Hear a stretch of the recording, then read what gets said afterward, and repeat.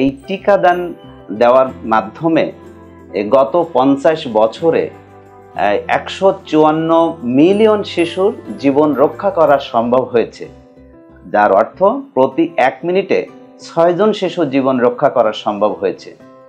আর আমরা যদি আমাদের দেশের দিকে তাকাই, বিশ্ব স্বাস্থ্য সংস্থার তথ্য মতে বাংলাদেশে 1990 সালে 5 বছরের নিচে শিশুর মৃত্যুর সংখ্যা ছিল কিন্তু 153 জন, এবং বর্তমানে সেটা মৃত্যুর সংখ্যা কমে মাত্র 32 জনে আসানো সম্ভব হয়েছে প্রতি হাজারে, যার অর্থ এটা সম্প্রসারিত টিকাদান কর্মসূচির মাধ্যমে এই মৃত্যুহার কমানো সম্ভব হয়েছে।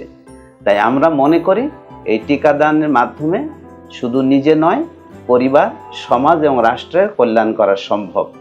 এবং এই টিকাদান কিন্তু শুধুমাত্র শিশুদের জন্য নয়, সকল বয়সে সকল মানুষের জন্য কিন্তু টিকা রয়েছে।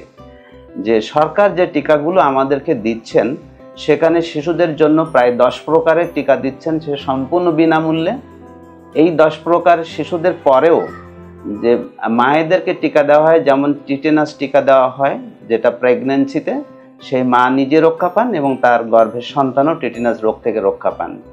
তারপর বেসরকারি টিকা দেওয়ার পরেও কিছু বেসরকারি পর্যায়ে টিকা কিন্তু রয়েছে আমাদের দেশে, যেমন ইনফ্লুয়েঞ্জা জ্বর, এটা প্রতি বছরে একটা করে দিলে আমরা আমাদের শিশুদের এবং যারা বৃদ্ধকালে আছেন তাদের কিন্তু অধিকাংশ ইনফ্লুয়েঞ্জা রোগ থেকে মুক্ত পাওয়া সম্ভব। তারপর আছে নিউমোনিয়া, যে নিউমোনিয়া টিকা সরকার দিচ্ছেন, কিন্তু বৃদ্ধকালেও কিন্তু নিউমোনিয়া টিকা দেওয়া যায়, যে টিকা একটা দিলে একটা টিকার মাধ্যমে সারা জীবনে নিউমোনিয়া থেকে রক্ষা পাওয়া সম্ভব।